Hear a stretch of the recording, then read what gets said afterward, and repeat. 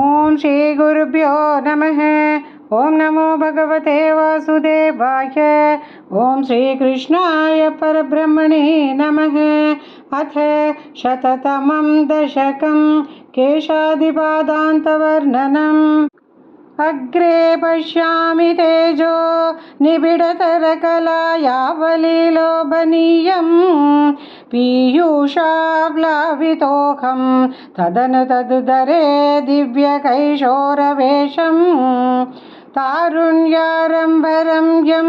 परमसुखरसास्वादरोमाञ्चिताङ्गैः आवीतं नारदाद्यैर्विलसदुपनिषत्सुन्दरी मण्डलैश्च नीलाभं कुञ्चिताग्रं घनममलतरं संयतचारुभङ्ग्या रत्नोक्तं साभिरामं वलयितमुदयचन्द्रकैः पिञ्चजालैः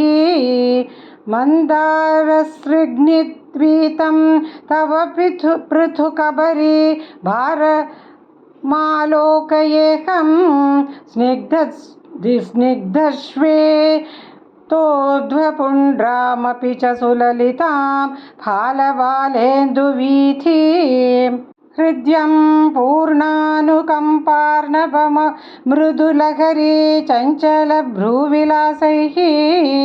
आनीलस्निग्धपक्ष्मावलिपरिलसितं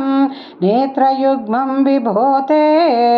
सान्द्रच्छायं विशालारुणकमलदलाकारमामुग्धतारं कारुण्यालोकलीला शिशिरितभुवनं क्षिप्यतां मय्यनाथे उत्तुङ्गोल्लासिनासं हरिमणिमुकुरप्रोल्लसत् गण्डपाली व्यालोलत्कर्णपाशाञ्चितमकरमणि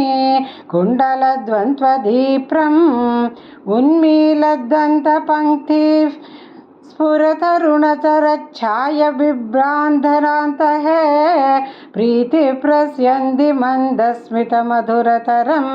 वक्त्रमुद्भासतां मे बाहुद्वन्द्वेन रत्नोज्ज्वलवलयभृता शोणपाणिप्रवाले नोपात्ता वेणुनाली प्रसृतनखमयूखाङ्गुली सङ्गशाराम् कृत्वा वक्त्रारविन्दे सुमधुरविकसद्रागमुद्भाव्यमानैः शब्दब्रह्मामृतैस्त्वं शिशिरितभुवनैः सिञ्च मे कर्णवीथीम् उत्सर्पत्कौस्तुभश्री ततिभिररुणितं कोमलं कण्ठदेशं वक्षश्रीवत्सरम्यं तरलतरसमुद्दीप्रहारप्रतानं नानावर्णप्रसूनावलिकिसलिनी किसलयिनीं वन्द्यमालां विलोलते लोलम्बां लम्बमानामुरसि तव तथा भावये रत्नमालाम् अङ्गे पञ्चाङ्गराङ्गैरतिशयविकसत्सौरभाकृष्टलोकं लीनानेकत्रिलोकी विततिमपि कृशां बिभ्रतं मध्यवल्ली शक्राश्मन्यस्थतप्तोज्ज्वलकनकनिभं पीतचेलं दधानं ध्यायामो दीप्तरश्मिस्फुटमणिरशना किङ्किणी मण्डितं त्वाम् ऊरु चारु तवोरु घनमसृणरुचौ चित्तचोरौ रमायाः विश्वक्षोभं विशङ्ख्य ध्रुवमनिशमुभौ पीतचेलावृताङ्गौ आनम्राणापुरस्तान्यसनधृतसमस्तार्थपाली समुद्गच्छायं जानुत्वयं च क्रमपितृ पृथुलमग्नोज्ञे च जङ्घे निषेवे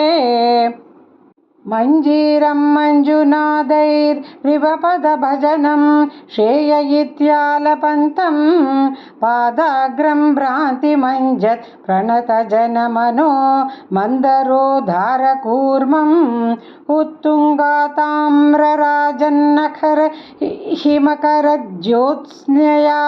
चाश्रिताना सन्तापध्वान्त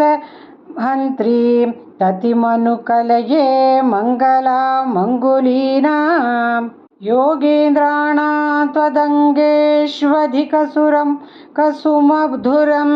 मुक्तिभाजां निवासः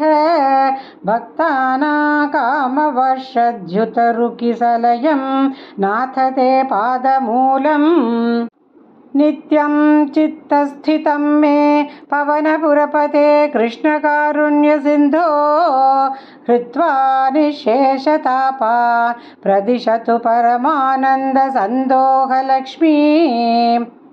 अज्ञात्वा ते महत्त्वं यदिह निगदितं विश्वनाथ क्षमेथाः स्तोत्रञ्चैतः सहस्रोत्तरमधिकतरं त्वत्प्रसादाय भूयात् वेदानारायणीयं श्रुतिषु च जनुषा स्तुत्यता वर्णनेन स्फीतं लीलावतारै हृदमिह कुरुतामायुरारोग्यसौख्यं स्फीतं लीलावतारै हृदमिह कुरुतामायुरारोग्यसौख्यं स्फीतं लीलावतारै हृदमिह कुरुतामायुरारोग्यसौख्यं इति श्रीमन्नारायणीये केशाधिपादान्तवर्णनं शततं दशकं समाप्तं श्रीमन्नारायणीयं सम्पूर्णं नारायणाखिलगुरो भगवन्नमस्ते नारायणाखिलगुरो भगवन्नमस्ते।